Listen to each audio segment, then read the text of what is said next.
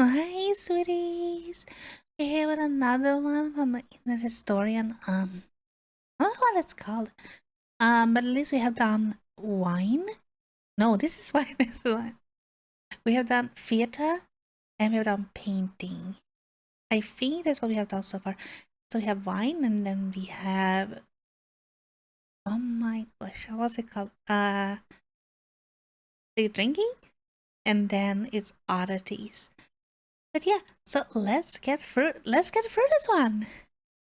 I'm very excited for this one. I love the mainline channel, like the one in the main channel. They're all very good.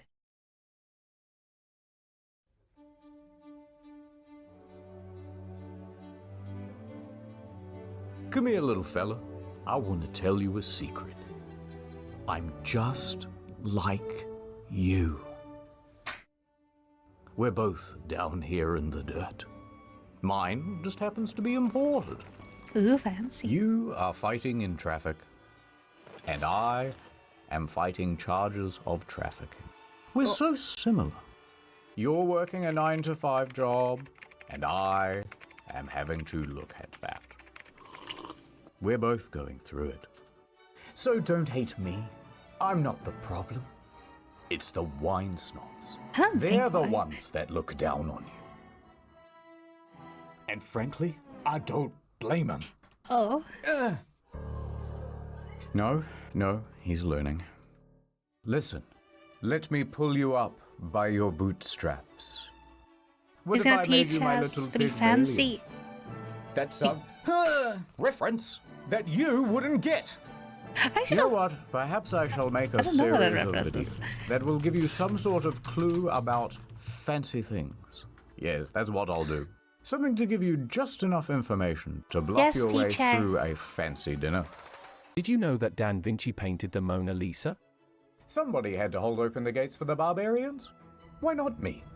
So let's do it. Let's look at wine. The Mountain Dew of upper society. With wine, there is only one rule. Kill or be killed. Serious business dealing with wine, I And if see. you want to survive the night, here are 6 things you should know about wine. To you muggles, the words on these bottles must seem like a mystery. Pie not no ire? But Oh, us that's French. It's all landlords, French. We, the pink Himalayan salt of the earth, we know what they mean. They are grape names. Oh, Look what upon are this his French grapevine. names? It makes grape berries. Now, there are many different species of Are they grape the same we berry. eat? And whatever the berry species is will determine the type of wine. This is Chardonnay, so it will make Chardonnay. Merlot grapes, they make Merlot wine. Grape names are mostly French. Gross. But for example, in English, Pinot Noir means black pine, because it kinda looks like a black pine cone, if you squint. Here's some of the other names. You can pause it. I'm busy. Wine grapes are not like the kind you get at the supermarket. Those are table grapes. Yeah, that one looked like I was a grape. I thought it was. So they're not the same, I guess? Wait, where do these grows then? You can think of it kind of like the difference between cooking chocolate and regular chocolate. You can eat them, but they're overly sugary and kind of full of seeds and just not as nice to snack on. So the grape type is the main word on the bottle, but sometimes there are other words as well. For example, this Bourgogne. What the hell is a Chablis? It's all regions. Allow me to explain through the medium of song. Oh, it's an Animaniacs reference. There's Chianti and Piedmont, and also there's Burgundy. Don't forget Chablis Bordeaux. This one's from Italy, this one's from Italy, this one's from France, this one's from France, this one's from France, this one's from France. They're all from France. They're all from France. We're Italy. Look, the general rule is, if you see a term you don't understand, it's probably just the French or the Italians being la-dee-da about their particular region. All right, let's move on to price. Come on, I know a place. We're here. I can tell by the name on the sign. Now, don't embarrass me, I didn't bring my ID. Fiddle-TD, look at all these bottles. So many options. Ooh, I never a bought wine cheeky before. Like, I never $200 bought bottle. it. And here, oh, a $20 bottle. Now, I bet this $200 bottle tastes way better, right? Like it's got to be 10 times better than this one. That's just basic math. Go on, though. You choose one. Oh, no. Well, it was supposed to be a trick question, but they both taste pretty similar, right? Wait, what happens if you okay? What happens if you take a 200 and then a 20 and then you pour it in the same glass? Comes a 220 bottle. There's not some threshold that you get to where it gets more expensive and then it tastes better, and then more expensive again and it tastes even better until it gets so expensive and so incredible that it's like nothing you've ever had before. Like, why is this so expensive otherwise? This is just old grape juice. Now, if you're a little bi-curious about a more expensive bottle, sure, why not? Gold letters grace the label, hand engraved by goldsmiths. Famed wine critics described the taste as mind-boggling. But realistically, after about $60, the flavor doesn't get much better. In fact, it plateaus out and it can even go down. The best quality to price ratio is all the way over here, much lower, about $20. So why would you then buy anything that's higher than that? Like, why is wine advertised as higher? Like, fancy drink is like $20. Like, it's like, I feel like some other alcohol is more expensive than this. Less fancy. That's how much you should spend on a bottle of wine. Now, some people will say that I'm putting my heart and soul into this thing. I'm making a form of art. How much is that worth? How much is art worth? Is that why? About $20. But what about the vintage? The vintage. Well, look at this. A couple of cromulent slender necks. And they're the same price Isn't as the well. older one But this one is from better? 2019, and this one is from 2022. Isn't that why people Well, keep it? surely the older one is the better one, right? Yeah? No. Many people think that the wine aging goes like this, and the flavor just keeps getting better over time. Isn't that the point? What? The wine at the store has already been aged at the winery. I don't need to be more aged by sitting on this shelf and just collecting dust, or spending years at the back of your pantry at home. Now, why do people have it like that? Why do they collect it like, this is my, we haven't had open this one with like 50 years bottle of wine. Like, what's the point of that then?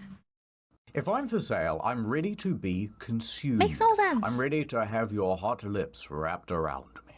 In fact, the general rule goes a corked bottle should be drunk within 5 years and a capped bottle within 1 year. Come, there's more. Let's pretend I am a waiter at a restaurant. I mean, like, a lot of people have like really old wine at home, like really, really old. You can't even drink. You happen to be wearing a shirt, and so I have mistaken you as a paying customer. As a waiter, the first thing I will press you about will be food pairings. White wine with fish? A Merlot with pork? Ooh. Well, kid, I'm gonna have to pair this truth nugget with something you don't want to hear. The food pairing doesn't really matter. It's all completely subjective. It's cuisine by horoscope. It's food astrology. Except for Swedish. Pay no attention to the sommeliers in the comment section. They are bullshitting to upsell. Get the more expensive one. It goes better with the spaghetti. Or they are a Pisces and you shouldn't trust their opinion anyway. Something else to expect at a restaurant? Expect to get ripped off by the markup. Most restaurants add a 250 to 300% markup on their wine. And the cheaper the bottle, the Sounds higher fraudulent. the proportional markup tends to be. So a $20 bottle will turn into an $80 bottle, but a $100 bottle may only rise to $150. Makes Most sense, people though. get the second cheapest bottle on the menu, regardless of the pairing, and that'll do just fine. And that's it. No more tips. Unless you want to leave me one. No. Actually, you know what? I got a fucking tip for you, mate. Ad time. I bet you're wondering how I got this cog in my knee. Dad. That's because I became the face of Incogni, the service that helps you be forgotten on the internet. I used to be a humble florist. One day we received a shipment of forget-me-nots. But inexplicably I fell in and ate a bunch of them. I forgot everything that day. My address, I love my web forget-me-nots. browsing habits, They're where super I pretty. worked, what my child's face looked like. I was supposed to pick him up from daycare, so that was kind of embarrassing. I just picked one of the kids that kind of looks like me. Oui, monsieur. Close enough. Have you ever signed up for some dodgy website? Have you ever dodged up for a legitimate website and they sell all your details onto a dodgy website? I don't That's know where that. I come in. Incogni man and Anonymous. Je ne parle anglais pas. There are data miners out there, data collectors, creating big servers all around the world. They take your name, your address, and your IP, and together they make a big profile, and that lives forever. I am here to send them annoying legal notices to tell them to fuck off. Take Steve off your database. European law this, American law that. Go to incogni.com/internethistorian to get 60% off an annual plan. The cog signal. I swoop into the data centers. Legal notice. Tangle up their processes with admin. Who are you? I don't know. Oh, wait a minute. Incogni nam. Go to incogni.com/internethistorian. I love it's like ad times. Incogni man. Remember me? Yeah. Nord man. No. Who's the kid? Je suis très affamé, monsieur, s'il vous plaît. Whoa, that's a good deal. I wish I knew French. And over. Welcome to the Wine Underground. We have our meetings here because it stays at a very pleasant temperature. You know, us wine masons, we control everything. We are few, but many. That doesn't make sense. Look at the back of this bottle. See the No Fat Chicks logo? We put that there. It is the symbol of our organization. We have a dirty finger in every glass of government and corporation stuff. If you cross us, They're illicit people. perhaps you'll have a little accident. Last year, Little Upstart tried to make wine actually taste good. You know, like how grape soda does. I do not like the Got him taste of up wine. so good he had to get stitches. We caught one reporter trying to dig around into our operations. We all know how that one ended. With an airstrike. All right, my little juice box. I'm going to let you in on a secret. Why is champagne called champagne? Well, I'll tell you. Wait, It all began in 1660. is champagne wine? I thought champagne was like sparkle alcoholic soda. Like I don't not know alcohol. In the Abbey of St. Peter in northeast France, there's something spooky going on. It's springtime, and in the cellar where they keep all the wine, bottles would suddenly, unexpectedly, explode. Now this was especially common during morning mass. Ho, that's a bad omen. Sometimes the explosions would cause That would be little terrifying, chain probably, reactions, and at the time. bottle after bottle would break down the line, ruining the majority of the crop. The peasants were frightened and also parched. Sacre Bleu, lay wine. What is happening? The monks would refer to this as the devil's wine. Le wine is cursed. Le God, he must be anger at us. We need a hero. In walks Don Perignon. He is just the man for the job. A Benedictine Heyo. monk at the abbey. He's got a new role, the cellar master. And it's his mission to find out what the hell is going on here. So Don starts looking at all the bottles. And what he figures out pretty quickly is that the wine itself is releasing gas. The gas builds up pressure and... why that is happening, he doesn't know. Was this But always it's a problem? his job to stop it. Oh, So he okay. gets to work, trying all sorts of things to stop his mortal enemy. The bubbles. In the first year, he tried insisting that only the youngest grapes be picked. Perhaps this will stop your bubbles. And it didn't. The next year, he changed up how the grapes were pressed. Push harder. We'll squeeze out the bubbles. Son of a bitch. He tried picking the grapes very early in the morning and no other time. Nope. And on and on. The bubbles would win the battle every year. For 8 long years, he tried all sorts of different things. And no strategy worked. Feel bad for this guy. Bubbles. Eventually, he was at the point of almost giving up. Until one day, hey, what if the wine is still fermenting? So he takes a couple of the bottles and he opens them and, it is. We ferment the wine. Once it's done, it goes into the bottle. How does it then start fermenting again? How is that possible? And here the mystery was solved. So it turns out in North France they have very fast changing seasons, and owing to that the yeast doesn't actually get time to do its job. Instead, it would get cold very quickly in the winter and all the yeast would go dormant. Then the winemakers would go, oh brilliant, fermentation slowed down, it must be done. They would then bottle it and they would store it. Yeah, but wouldn't they figure that out in the region? Like at the season, like if it's packaged and stuff in the north?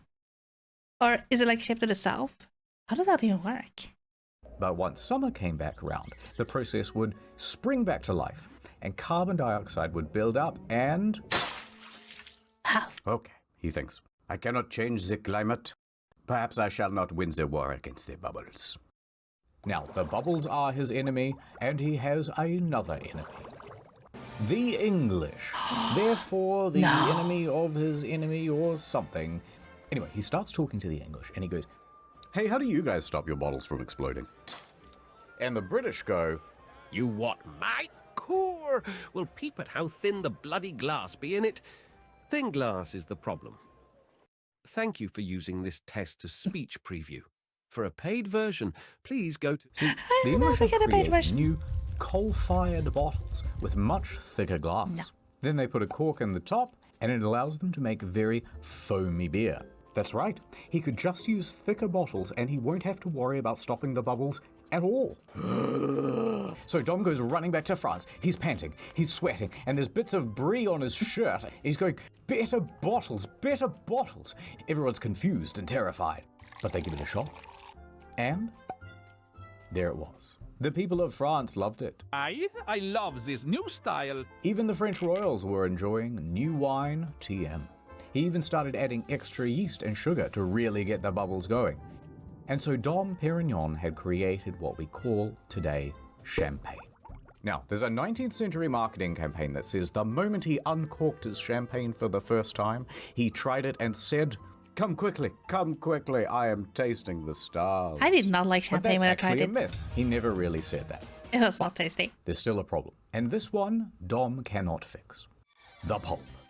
If you bottle wine while it's still fermenting, so that you can keep the bubbles in, you're also trapping in a bunch of dead yeast and debris and gross particles too. Also, it's all cloudy.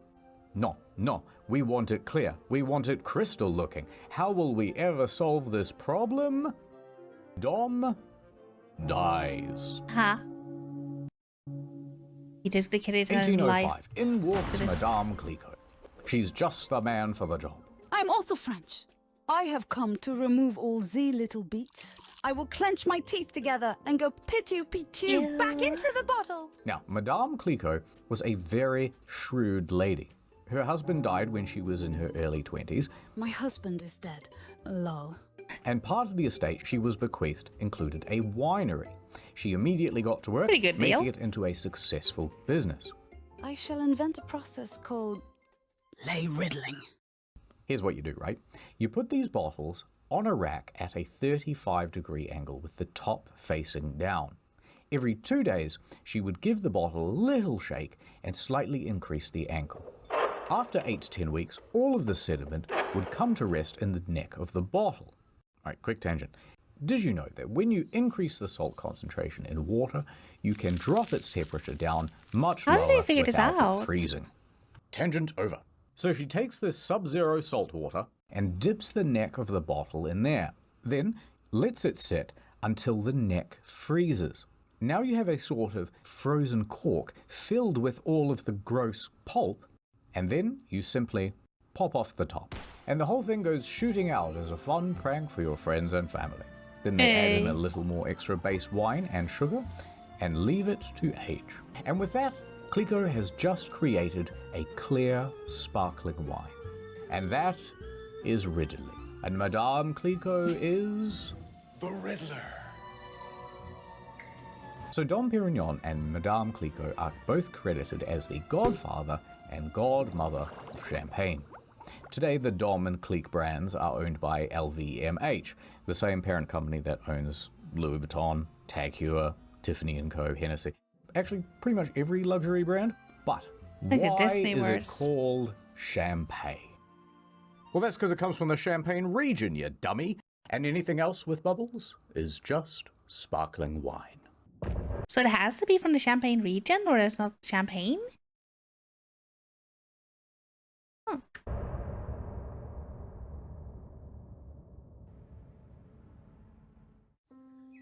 Oh, it's you. I was just looking out over the sunset. You know how it is. Thinking about stuff that happened in the past. I remember it all too well. It was literally 1984. I was walking home with my parents from the opera. Come on, keep up. We're nearly there. Hey, let's take a little shortcut, they said. Isn't this on Batman? We were walking down a well-lit alleyway. It was nothing but quaint restaurants and bistros. Then suddenly, a man holding a bottle of Shiraz came out of nowhere. Just a tipple, he said. I was terrified. I knew nothing about wine. Go on, he said. My hands were shaking, knees weak, arms heavy. Oh, spaghetti. Complex aroma, wouldn't you say? Very good tannins? Oh, really? Yep. What's a tannin? I don't know. Me too, I don't know. My parents died from embarrassment right there on the spot. No. Read the story. Just a tipple. It's too late for me, but I don't want the same thing to happen to you. Thank you. That's why we have to learn about how to serve wine. Hey. So you've bought a bottle of wine to show your friends and family how successful and sophisticated you are. Did you know that Da Vinci painted the Mona Lisa? So let's go through how to serve the big three. White, red, and champagne. Let's say you've bought champagne. That bottle goes in the fridge. Champagne is served cold always. To open, peel off the foil and do not aim it at your face. Then twist off the metal thing. I'm always scared if you to do want people this. to think you're fancy, use the proper word, muselette. It helps to contain the pressure. Again, don't aim this thing at your face. It's really worth repeating. The PSI inside a champagne bottle is 70 to 90. That puts it in the same league as a nail gun. So the cork comes out at about 50 miles an hour. And if you're in a house, you want to hold onto it very firmly with your hand. If you're Bezos, or you just won the Grand Prix, fling it over some ladies. But if you want to be really fancy, you can use a sword. I had a teacher This has who been a did tradition this. for a couple hundred years, popularized by Napoleon.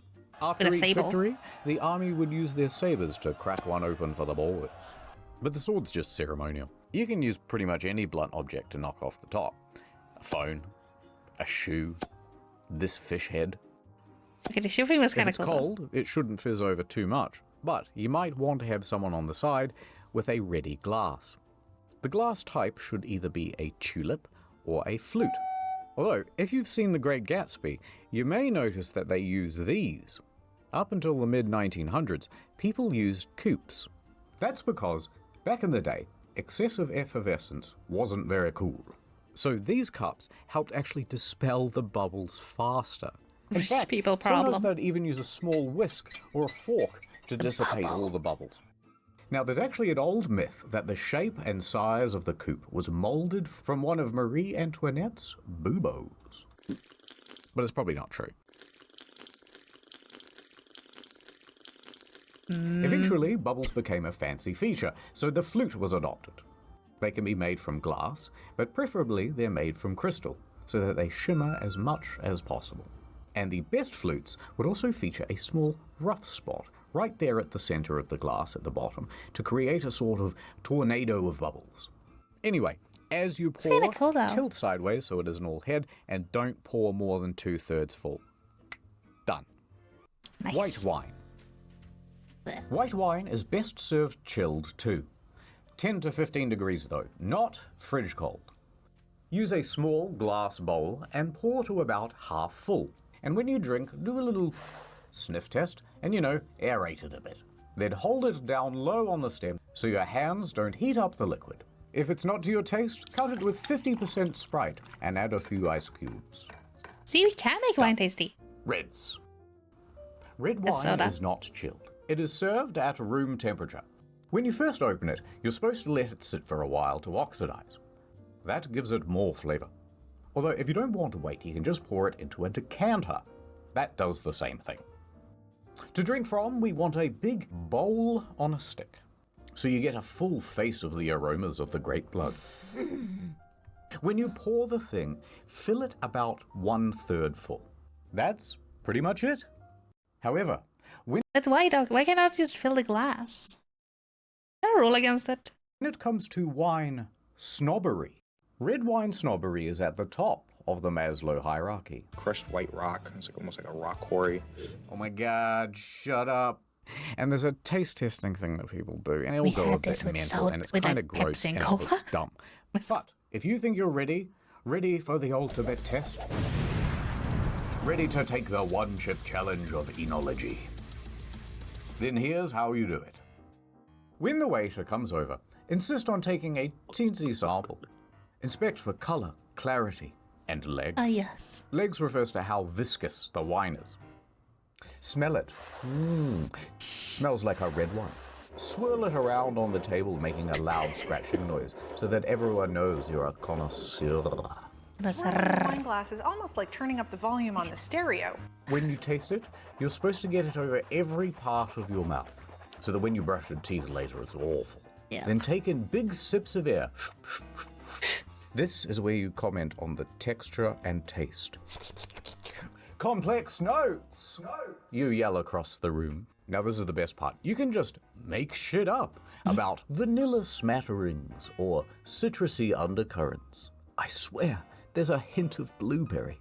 It's one of those things that's kinda true, but subjective enough that no one can really refute you. So make a big show of it. There is a little bit of an earthiness, almost a graphite clay note to this. It's a little bit meaty. It's a little bit sort of So is it anyone who has actually like... definitely hints here of Monster Ultra sugar-free. If this is a taste test and you're Is it sampling real thing? dozens of wines, you want to spit out the sample into this gross bucket so you don't get too drunk.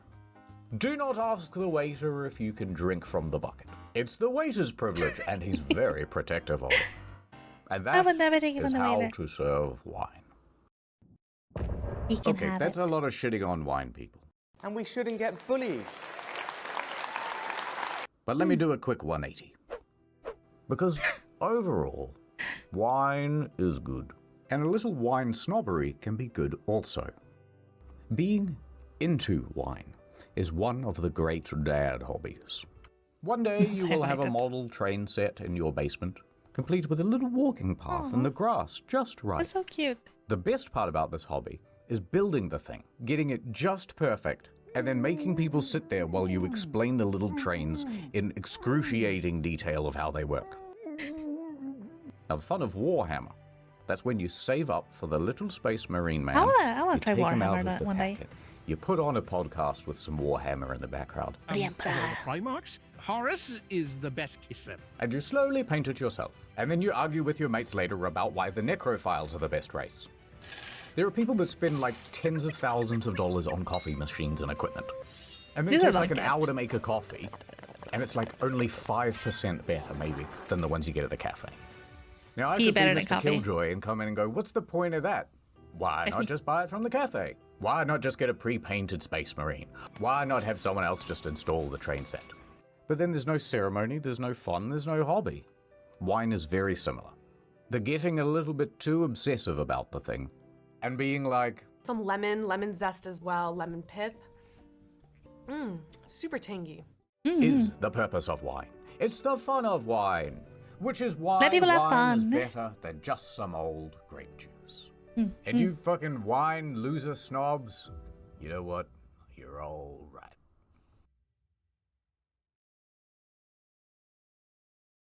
And that's about it. There's just one last thing left. The practical. Come on, my little nouveau biche. I booked out a whole restaurant. They serve some of the best blue whale caviar here. All right, you did it. You sat through the whole video caviar. without crying. I think this calls for a toast. Steady now. Whoop.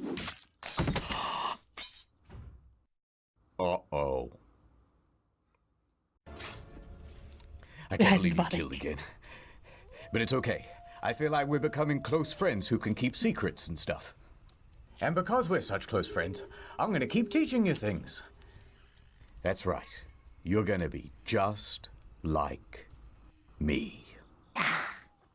Can't wait. I just cannot tell which of this is blood and which wine. By the way, this is the second video. If you haven't seen the first one, which is on Fancy at the Theatre, go look at it over here. But there's also Fancy, the Arts, on We did this Incognito. one and That's that one. already live, and there's the next Incognito on its way. Do not forget story mode. Do not forget Incogni. And do not forget to dream.